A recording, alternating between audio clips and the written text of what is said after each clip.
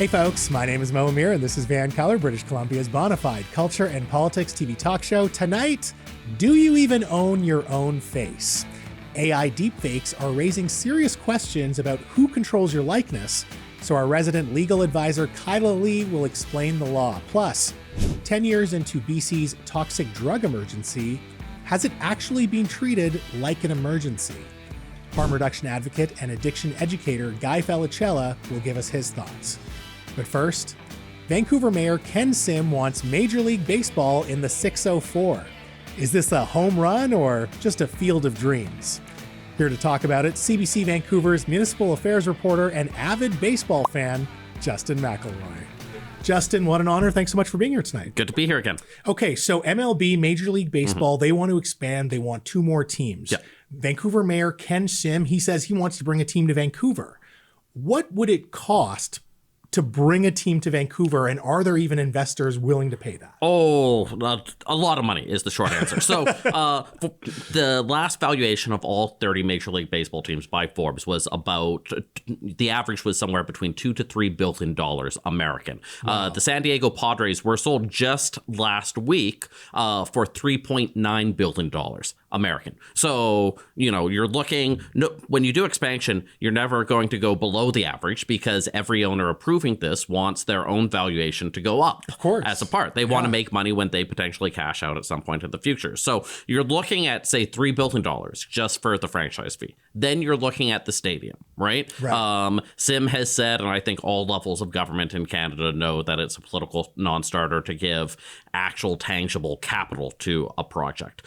You can, when it comes to building a stadium, right? You can do things around zoning in the area, like they're talking about for Hastings Park with the Whitecaps, and we'll get to that. But again, no taxpayer dollars there. You still need to physically build it. You still need to have access to that capital. So let's look at another $500 million to $1 billion there. So you're looking at $4 billion just to start conservatively. Okay. Yeah. Then you're looking at the salaries required for a Major League Baseball team. You know, we talk about the Whitecaps and their issues. The salary cap for the Whitecaps, you know, they spend $20-30 million a year on players. In Major League Baseball, an average payroll is about $150 million. And that's just the players. And that's just the players. Okay. So you've got to have serious money to make this work. Now, do they? This is the big question people are wondering about. I've heard from people on different sides of the political spectrum that this is a consortium of people. It's not just one person. That at least one of the major players is based in Vancouver, but they come from other places, and that it's serious enough that people are taking this seriously. Okay, now, there is genuine interest. There is genuine interest. Now, the question comes when push comes to shove. You know, no matter whether it's buying a baseball team or deciding where to go for a long weekend, buddies can talk about things for a long time and have notions, right. But then, okay, push comes to shove. Who's putting in the money? Yeah. Who's in charge? Does this pass the sniff test with people? That's going to be the big question when or if this consortium ever becomes public. Yeah. So let's say that the money is there. Let's put that aside. Is there a location in Vancouver? Because I'm not actually sure where we can build a brand new baseball stadium of the size that was required for MLB. Let's head to Langley. No, the part of the thing, of course, is because to make it desirable and to get 30 to 40,000 people in every day and to make it where you sort of make the money work, people think it has to be Vancouver. And there's a few spots being bandied about. One is at Hastings Park. The question being, of course, there's that window of negotiation for the Whitecaps. Maybe you could put 2 stadiums there. Maybe that falls apart and that becomes the thing. Of course, the downside there is transit, right? And how do you get that many people there on a consistent basis? You would need some sort of mass transit to get people in and out because you don't want cars, you know, completely congesting that area. A second interesting place that has been floated is the area on the southeast side of the Cambie Street Bridge. So sort of the VPD parking lot is what it's colloquially known as right now. So you would be right up against False Creek next to Olympic Village. People could hit home runs into the water in San Francisco.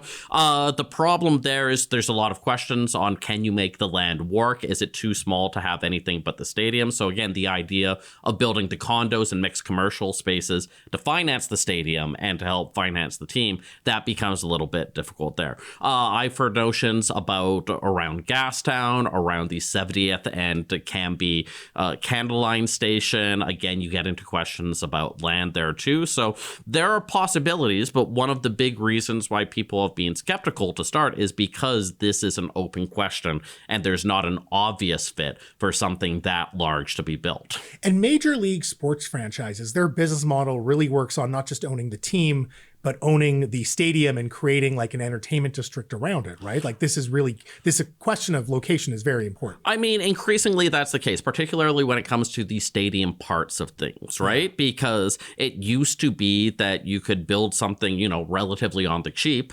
and that the business of a professional team, wasn't small town stuff, but it wasn't the billions of dollars that we talk about today. The amount of inflationary costs that have come into sports franchises over the last 25 years means that teams are constantly looking for ancillary sources of revenue. Right. So if you're the Blue Jays, for example, you benefit because the owners, Rogers, also owns Rogers Sportsnet, right? So you get all that money broadcasting rights. Yeah. Exactly there. But there's a reason why the Aquilinis built their towers on the land that they have surrounding Rogers Arena, of course. Right? Okay, that makes sense. There's reasons why every time that an owner builds a new stadium in any sports league, you tend to see this sort of thing happen.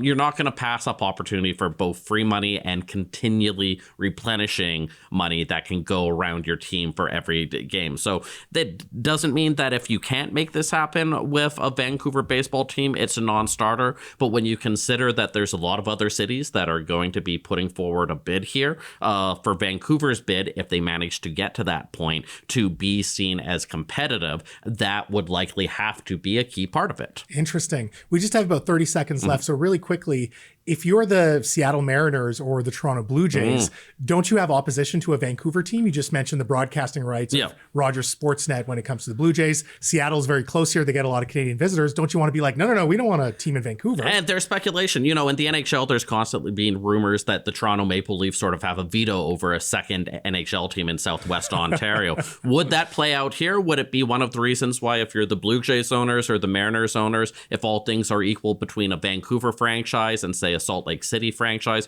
you would give pause? One of the many questions we'll have to figure out. Justin, a pleasure. Thanks so much for your time tonight. Thanks, Mo. Folks, that was CBC Vancouver's municipal affairs reporter, the inimitable Justin McElroy. Now, after some business, if an emergency has been going on for 10 years, can we honestly say it's being treated like an emergency? We'll talk about BC's toxic drug crisis up next.